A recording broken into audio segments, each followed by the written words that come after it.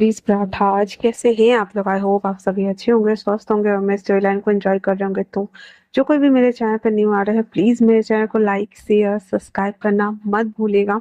और अगर आप लोगों को मेरे स्टोरी लाइन उसके प्लॉट्स पसंद आते हैं तो प्लीज मुझे कमेंट्स करके अप्रिसिएट करना भी मत भूलिएगा। जैसा भी लगे आप लोगों को मुझे जरूर बताइएगा। तो चलिए हम माय क्यूरल किंग में चलते हैं आगे। यहाँ लास्ट पार्ट में हमने देखा कि हीलर ने बोल दिया था कि अगर इनकी जान बचानी है तो बस एकमात्र उपाय है स्वर्ग और धरती को मिलाने वाली वो इन और यांग लोहा। उसी की मदद से ये ठीक हो सकते हैं, वरना ये ठीक नहीं हो सकते हैं। उसकी बात सुन करके वांग जी, जिसके पास 3 टुकड़े था द लैंड किंग के पास, उसमें से एक टुकड़ा देते हुए कहता है, इसको ठीक करने के लिए जो करना पड़े करो। वो हीलर्स बोल देते हैं कि हमें सोल सफरिंग करनी होगी और उन्हें बुलाना होगा। हम उन्हें क्या कह के बुलाए, क्योंकि इनकी सोल इनकी बॉडी को छोड़ चुकी है। वांग जी कह देता है ही इज माई ओमेगा, और इसे बोलो कि उसका अल्फा उसे बुला रहा है। इतना बोल करके और वो वहां पे बैठ जाता है। हीलर सारे प्रोसीजर को पूरा करने के लिए चले जाते हैं वहां से। उसके जाने के बाद सी चैन वांग जी के पास बैठते हुए कहता है, तुम श्योर तो हो ना तुम जो करने वाले हो वो? कहता है हाँ मैं पूरा श्योर हूँ और मैं ये करना चाहता हूँ। उसके बाद लैंसीजन वहां से चले जाते हैं और वांग जी वहां पे बैठा हुआ था। विंग से थोड़ी देर बातें करता है, जिसमें वो बताता है कि तुम मेरे पसंदीदा ओमेगा हो, जिसे मैं अपने पास रखना चाहता हूँ। मेरी सोल ने तुम्हें अपना बना लिया है। और फिर वो उसके हाथों को निशान को देखता है, जहाँ पे उसने उसके दोनों हाथों को बांधा हुआ था। वांग जी उसे निशान पे हाथ फेरते हुए कहता है, ये सजा तो तुम्हें रोज मिलनी चाहिए विंग। एक बार में ही तुम कैसे बेहोश हो सकते हो और उसके बाद ये सब कैसे कर सकते हो? तुम्हें तो रोज ये सब झेलना होगा। सॉरी, उसे अभी तक इसका नाम नहीं पता है। उसके बाद वो उसके पास थोड़ा सा झुकता है, उसके पील पड़े लिप्स को टच करता है, उसके बालों को टच करता है और कहता है, तुम मेरे पसंदीदा ओमेगा हो और हमेशा मेरे दिल के करीब रहोगे। और इतना बोल करके वो मेडिटेशन करने के लिए बैठ जाता है। वहीं दूसरी तरफ विंग, जो कि आराम से उस बेड पे लेटा हुआ था, उसकी बॉडी जिसकी सोल्स उसे छोड़कर जा चुकी थी, वो आसपास के एरिया में ही ऐसा घूम रहा था और वो देख पा रहा था। वांग जी के हर एक शब्दों को उसने सुना था। और वो रोते हुए कहता है, मैं नहीं मानता कि आप सच में मेरे अल्फा हैं। अगर मैं वापस आया तो आप मेरे साथ वही सब कुछ करेंगे। फिर मैं कहाँ जाऊंगा? हाँ, न जाने क्यों और किस बात की सजा दी मुझे, मेरे साथ ये सब कुछ किया। और विंग की सोल रो रही होती है। वांग जी, जिसके पास पॉजिटिव और नेगेटिव एनर्जी दोनों थी, वो फील कर पा रहा था कि हाँ कोई तो है उसके अलावा। और वो आंखें बंद किए ही कहता है, विंग क्या तुम हो? हे, क्या तुम हो? ऐसे बोलता है, मैं विंग बोल रही हूँ। विंग कुछ भी नहीं बोलता है और वहां से वो भाग जाता है। वहीं दूसरी तरफ इंपीरियल पैरल के जितने भी हीलर थे वो सारे प्रोसीजर को फॉलो करते हुए एक स्ट्रेंथ बना चुके थे, जिसमें अब सोल सफरिंग करना था। वो सारे, क्योंकि लैंस वाले को सोल समनिंग करना सफरिंग करना आता था, दैट्स वाई। तो वो करना स्टार्ट करता है, जहाँ पे विंग की सोल आ जाती है, उस घेरे के बीचों बीच खड़ी थी। और उससे पूछा जाता है कि क्या तुम अपने सोल अपने बॉडी में वापस लेके जाओगे? जहाँ पे विंग कुछ भी नहीं बोल रहा था, वो बहुत चीख रहा था। तभी वहां पे अचानक से वांगजी मेडिटेशन से उठ करके और वहां आ जाता है और कहता है, यहाँ क्या हो रहा है? वो लोग सबको देखता है ध्यान में वांग, तो वो भी वहां पे बैठ जाता है और उन लोगों को वो कनेक्ट करता है। वो विंग को देख पा रहा था। फिर अपनी सोल को वो अपनी बॉडी से बाहर निकाल कर उसके सामने खड़ा कर देता है और कहता है, देखो मुझे तुम्हारा नाम नहीं पता है, पर यू आर माई ओमेगा, इसीलिए वापस चलो, क्योंकि तुम्हें अपने अल्फा की बात सुननी होगी। उसकी बात सुनकर विंग हाथ फेरते हुए कहता है, क्यों क्यों सुनूं मैं? हाँ, तुम मेरे अल्फा नहीं हो। मेरे अल्फा बिल कोई नहीं है। मेरे साथ तुमने जाती किया है, जबरदस्ती तुमने वो सब कुछ किया है, मैं तो नहीं चाहता था ना। वांग जी कहता है, पहले वापस चलो, फिर इस बात पे हम बहस करेंगे कि मैंने ऐसा क्यों किया। हाँ, तुम्हारी गलती थी। कहता, मेरी गलती थी? कहता, हाँ तुम्हारी गलती थी। सब कुछ यही सॉर्ट आउट करना है, पहले चलो। अपने हाथों को देखो। फोरहेड रिबन का पता है तुम्हें? वो सिर्फ वही टच कर सकता है जो कि उसकी वाइफ हो, पर उसके ओमेगा हो। और ये टच किसने किया था? विंग। विंग कहता है, मैंने किया था। वंग जी कहता है लीगली या इलीगली देखा जाए तो दोनों तरीके से तुम मेरे हो चुके हो, इसलिए अब चलो। चलो भी। और उसे खींच के ले जाने लगता है बॉडी के पास। लेकिन विंग नहीं जा रहा होता है तो वंग जी कहता है ये मेरा ऑर्डर है, तुम्हारा अल्फा तुम्हें कह रहा है कि वापस चलो, वापस उस दुनिया में चलो जहां मैं हूँ, और तुम्हें मेरे साथ रहना ही होगा, चाहे तुम मानो या ना मानो, because you are my omega. और इतना बोल करके उसको जबरदस्ती खींच के ले जा रहा होता है। वांगजी अपने शरीर में प्रवेश करता है, विंग को उसके बॉडी में भेज देता है। सोल सफरिंग खत्म होने के बाद वांगजी अपना आधा गोल्डन कोर विंग को दे देता है, जिस वजह से वांगजी भी बहुत ज्यादा वीक हो चुका था। और उस इन और यांग की जो पावर उसके अंदर डाली गई थी, तो मैक्सिमम जितना पावर अब वांगजी के पास था, क्योंकि उसने अपनी आधी खो दी थी, उससे थोड़ा सा कम विंग के पास भी पावर आ चुका था। वांगजी वो सारा रिचुअल परफॉर्म करने के बाद लगभग 3 घंटे हो चुके थे। वो धीरे धीरे उसको लैंसस्टन उस कमरे में लाके छोड़ देता जहाँ पे विंग था। वांगजी उस बेड में आता है, अपने सारे कपड़ों को खोलते हुए वांगजी विंग के पास जाता है, उसके भी सारे कपड़ों को हटा देता है और उसके पूरे बॉडी को टच करना स्टार्ट कर देता है। जैसे जैसे विंग की बॉडी गर्म हो रही थी, धीरे धीरे धीरे करके वांगजी के चेहरे पे एक इविल स्माइल थी, क्योंकि विंग के बॉडी में जो एक्शन हो रहे थे गोल्डन कोर वांगजी के थे, इस वजह से वांगजी उसे समझ में आ रही थी कि विंग की सोल उसे एक्सेप्ट कर रही है, और वो बहुत ज्यादा हैप्पी था। फिर वो धीरे धीरे उसे लिक करना स्टार्ट कर देता है, और देखते ही देखते 1 घंटे के प्रोसीजर में विंग की बॉडी ने वांगजी के जो गोल्डन स्कोर थे उसे एक्सेप्ट कर लिया हुआ था। विंग की बॉडी लाइट वेट उसे फील हो रही थी। वो अपनी आईज ओपन करता है तो देखता है कि वांगजी उसके ऊपर था। वो चीखते हुए कहता है आप यहाँ क्या कर रहे हैं? हाँ। वांगजी कहता है देखिए मैं तुम्हारा अल्फा हूँ, तो मैं यही रहूंगा ना। वैसे तुम्हारा नाम क्या है? हाँ। विंग कुछ भी नहीं बोलता, वैसे धक्का दे देता है, जिससे कि वांगजी थोड़ा सा उठ जाता है, और वांगजी कहता आउच, मुझे लगी है। तुम्हें पता है तुम्हें होश में लाने के लिए मुझे क्या क्या नहीं करना पड़ा? तुम्हारी सोल तो तुम्हें छोड़ के ही भाग गई थी। हाँ, मुझे अपनी सोल देनी पड़ी तुम्हें। ऐसे बोल करके वांगजी थोड़ा सा नीचे हो जाता है और कहता है वैसे भी मैंने बहुत मेहनत कर ली है। फिर वो विंग के हाथों को लेकर के अपने हाथों के ऊपर रख देता और कहता है अब तुम्हें मेहनत करनी चाहिए। और इतना बोलने के साथ ही उसे अपने ऊपर ले लेता है। विंग जो कि वांगजी को मारे जा रहा था और बोल रहा था दुष्ट इंसान, छोड़ो मुझे, छोड़ो छोड़ो, जबरदस्ती से तुम मुझे अपना ओमेगा बना रहे हो, जबकि मैं नहीं हूँ। वांगजी उसको कमर से पकड़े हुए था और कहता है ये फोरहेड रिबन देख रहे हो?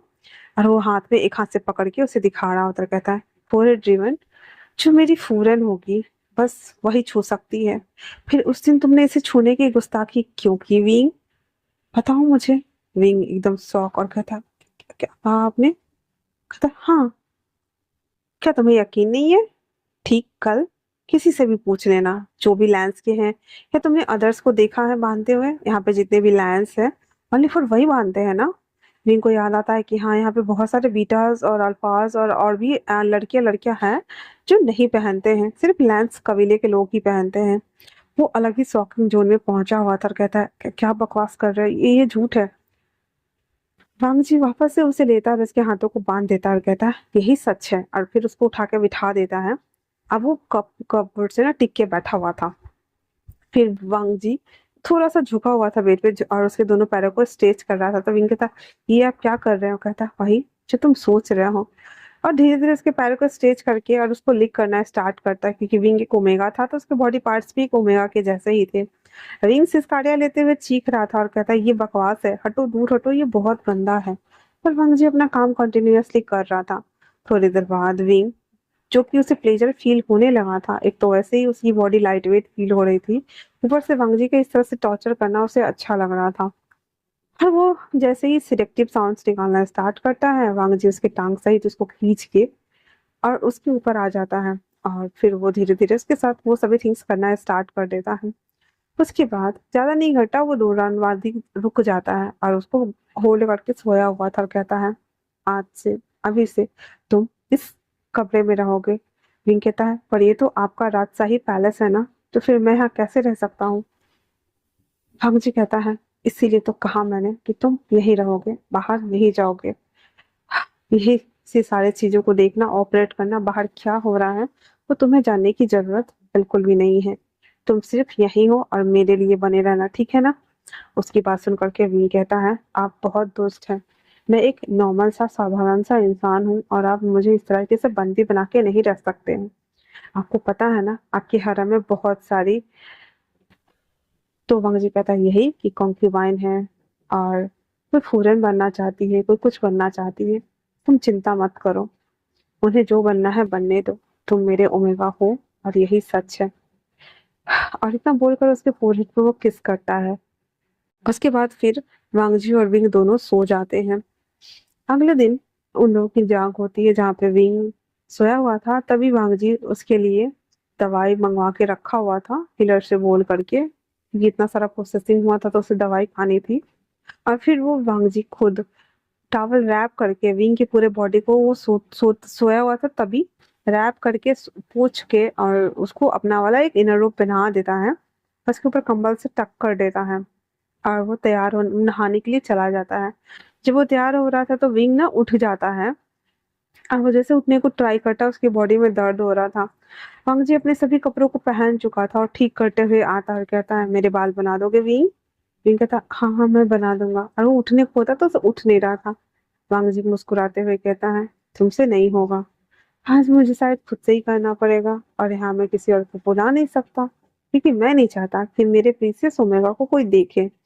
वैसे ये दवाई है, पहले ये मिठाई खा लो फिर ये दवाई खा लो। विंग कहता ये सारी दवाई मैं नहीं खाने वाला। वांग जी कहता है खानी तो पड़ेगी। फिर वो जबरदस्ती उसके मुंह में सारी दवाई दे देता है और वो मिठाई भी दे देता है। और उसके बाद वो वापस से रेडी होने लगता है। विंग का तो हिम्मत नहीं हो रहा था कि वो उतर के कुछ करे, मतलब वो चल रहा था, लड़खड़ा रहा था, पर जैसे तैसे वहां आ जाता है और कहता है, मैं आपके बाल बनाना चाहता हूँ मैन किंग। वांग जी कहता है, ठीक है। उसका बाल को अच्छे से जैसे बनाते हैं ना हेयर स्टाइल राजा वगैरह लोगों का, वैसे वो बनाना स्टार्ट कर देता है। सारा बाल बनाने के बाद विंग कहता है, विंग। तो वांग जी कहता है, क्या कहा तुमने? विंग कहता है, मेरा नाम विंग है। वांग जी मुस्कुराते हुए कहता है, विंग, नाइस नेम। और फिर उसको देख रहा होता बड़े प्यार से। उसके बाद वांग जी विंग को गोद में उठाकर वापस से बेड पे रख देता है और कहता है, मैं तुम्हारे लिए खाना भिजवाता हूँ, यही रहना, ठीक है? फिर वो बाहर जाता है और सबन को बोलता है कि ब्रेकफास्ट लेके आए। सबन तो उसके लिए ब्रेकफास्ट लेके आता है। वांग जी वो सारा खाना बेड पे ही ले आता है। वहां वो खुद बैठता है और विंग को भी बोलता है कि खाओ। विंग भी उसको आराम से बिठा देता है। फिर वांग जी खुद खा रहा है और विंग भी खाता है खाना वो। उसके बाद वांग जी इम्पेरियल पैलेस की तरफ चला जाता है अपना काम करने के लिए। जब वो वहां आता है तो उसे पता चलता है कि अभी भी उस वेन क्लान में वेन चाओ है जिसने राजा की गद्दी अपना ली है और वो अब वहां पे रूल कर रहा है। एक तो पहले ही उसके पूरे खानदान वालों को उसने आधा निपटारा किया हुआ था, बट फिर भी अभी वो वेन नाम का कीड़ा बचा हुआ था। अब खासकर वेन चाओ उसका नाम सुनते ही वांग जी को जो गुस्सा चढ़ा था, क्योंकि विंग उसकी तरफदारी कर रहा था और वांग जी को कतई मंजूर नहीं कि उसकी चीजें कहीं और जाए या कुछ और सोचे। उसकी चीजों पे सिर्फ उसका हक है, इवन उसके दिमाग पे भी। इसीलिए वो एक इविल स्माइल देते हुए कहता है, दो टुकड़े और है ना, जंग अभी जारी है। इतना बोल करके वो बाकी का काम करना स्टार्ट कर देता है। इम्पीरियल हीरर को जो एक टुकड़ा दिया था विंग के बॉडी के लिए, उसे दवाई बनाने के लिए, उसमें से आधे से ज्यादा टुकड़े बचे हुए थे, तो वो उस टुकड़े को भी वापस ले लेता है और उसे अपने पास कुनियान बैग में छुपा के रखता है ताकि किसी को पता ना चले। उसके बाद वो सब कुछ खत्म करने के बाद जब वो वापस घर आता है तो देखता है कि विंग ना शाम हो चुका था सारा कुछ खत्म करते हुए आराम से पीसफुली सो रहा है। वांग जी अपने सारे आधे से ज्यादा कपड़ों को उतार चुका था, खाना वो अंदर मंगवा चुका था और फिर वो विंग के पास आता है, विंग को उठाता है। तो विंग नींद में ही था। वांग जी थोड़ा थोड़ा करके उसे खिला करके दवाई दे देता है ताकि वो ठीक ठाक रहे, उसके साथ कुछ ज्यादा बुरा ना हो। उसके बाद वो वापस से जाता है, नहलाता है। नहाने के बाद आता है और वो सो जाता है उनको होल्ड करके। ऐसे करते हुए कुछ दिन बीत जाते हैं। नॉर्मली यही सब कुछ चल रहा था क्योंकि विंग अभी तक रिकवर नहीं हो रहा था ना, इसी वजह से। तो वो जाता, काम करता और रात को आता, विंग को खाना खिलाता, दवाई देता और सब कुछ ऐसे चलता रहता है। ऐसे भी 2 या 1 दिन के गैप पे वांग जी विंग के साथ इंटीमेट होता था, क्योंकि वांग जी को लत लग गई थी विंग की और वो ना चाहते हुए भी उसकी बॉडी को देख करके अट्रैक्टिव फील करता था और ना चाहते हुए भी उसके साथ वो सब कुछ कर देता था। वो बोलता भी था कि मैं अपने आप को रोक नहीं पा रहा हूँ, और विंग कहीं ना कहीं समझ गया था कि जो लैंड किंग है वो उसके बॉडी से अट्रैक्ट हो रहे हैं। अब लगभग 8 दिन हो चुके थे और विंग आधा से ज्यादा ठीक हो चुका था। वो खड़ा हो सकता था आराम से। उसकी बॉडी थोड़ी बहुत वीक थी, ज्यादा तो नहीं लेकिन वीक थी अभी भी। पर वो रिकवर हो चुका था। इसलिए वो हाँ सुबह सुबह उठता है, पूरे घर की साफ सफाई कर करके वांग जी का सारा कपड़ा निकाल के सब कुछ रख देता है, और उसके हाथ वो फोरहेड रिबन था। तभी वांग जी की नींद खुल जाती है। तो वो देखता है कि विंग ना कुछ देख रहा है, क्योंकि वो बैग से उसको दिख नहीं रहा था। वांग जी जो कि ऊपर से पूरा नेकेड ही था, वो सीधे उठकर आता है और विंग को गले लगा लेता है और कहता है, क्या कर रहे हो। विंग अचानक से ऐसे आयते वांग जी को देख करके घबरा जाता है, कहता है, लैंड किंग आप ये क्या कर रहे हैं। तो वांग जी कहता है, वही जो तुम सोच रहे हो। उसके बाद उसकी पूरे बॉडी को स्ट्रिप करने लगता है और उसके बॉडी पार्ट्स को टच करने लगता है, जिससे कि विंग सिर्फ काया निकालने लगता है, और वो उसके हाथ से वो गिर जाता है। तो वांग जी उसे पकड़ लेता है, कहता है, ये हमारे लिए बहुत ही पवित्र तावीज है, तुम ऐसे कैसे इसको गिरा सकते हो। हाँ, उसकी बात सुनने के बाद विंग कहता है, मुझे माफ कर दीजिए। एक्चुअली मैं बस इसे देख रहा था कि क्या ये इतना ज्यादा पवित्र और इम्पोर्टेंट है आपके लिए। राम जी उसे आगे की तरफ घुमा देता है। फिर उसे उस हाथ से वो था ही उसको गोद में लेकर के बेड पे आकर के बैठ जाता है, विंग को अपनी गोद में बिठाता है और कहता है, हाँ ये मेरे लिए इतना ही ज्यादा इम्पोर्टेंट है जितना कि तुम हो। मुझे दोनों चाहिए। तभी बाहर डोर पे दस्तक होती है और वो कहता है विंग से कि तुम यहाँ बैठो, मैं अभी आता हूँ। फिर वो जल्दी जल्दी से 2 रोब्स पहन करके बाहर आता है, जो उसके बाल पूरे खुले हुए थे सब कुछ। बाहर में एक कॉन्क्यूवाइन थी जो कि बहुत ही ज्यादा ब्लंट थी, और सबसे पहली कॉन्क्यूवाइन वही थी। वो सर झुकाते हुए कहती है, किंग हमें आपसे बात करनी है। हमें उस ओमेगा को बाहर निकाल के दीजिए, हम उसको यहाँ से बाहर निकाल के फेंक देंगे। हमने सुना है कि वो आपके साथ। वो उतना बोलकर चुप हो जाती है। वांग जी कहता है, कहना क्या चाहती हो हाँ। और विंग अंदर से सब कुछ सुन रहा है। तो वो कहता है, आप एक नॉर्मल साधारण इंसान को अपनी ओमेगा कैसे बना सकते हैं। हमने सुना कि आपने उसे अपना ओमेगा बनाया है, जबकि हरम में इतनी सारी कंक्यूबान सब्स्टिट्यूट सब है। आप उनमें से किसी एक को बना लेते अपना ओमेगा या बीटा जो भी। पर आपने एक नॉर्मल से इंसान को क्यों बनाया है, जो कि एक साधारण से परिवार से आता है। उन लोगों के पास तो ना ही गोल्डन कोड होती है, ना ही संस्कार के कूल हो कि कुछ निशानियां होती हैं। फिर आपने, और वो फिर चुप हो जाती है। वांगजी कहता है, इंपेरियल पैलेस आओ और अभी दफा हो जाओ यहाँ से। सबको पता था कि वांगजी कितना ज्यादा क्रूअल है, इसी वजह से वो डर के मारे कुछ नहीं बोलते, वहां से वापस चली जाती है। अंदर जैसे ही वांगजी दरवाजा बंद करके मुड़ता है, विंग खड़ा था और उसकी आंखों में आंसू थे, और कहते हैं, हमने पहले ही कहा था ना कि मैं एक साधारण सा इंसान हूँ, मैं आपकी ओमेगा या कुछ भी नहीं बन सकता। वांगजी उसके पास आता है, एक ही झटके में उसके लिप्स पे हाथ रखते हुए कहता है, तुम मेरे ओमेगा हो, थी और हमेशा रहोगे। किसी और की बात सुनने की जरूरत नहीं है। तो आज के लिए इतना ही। कैसा लगा आप लोगों को ये पार्ट, मुझे कमेंट्स करके जरूर बताइएगा। तब तक के लिए थैंक्स फॉर वॉचिंग।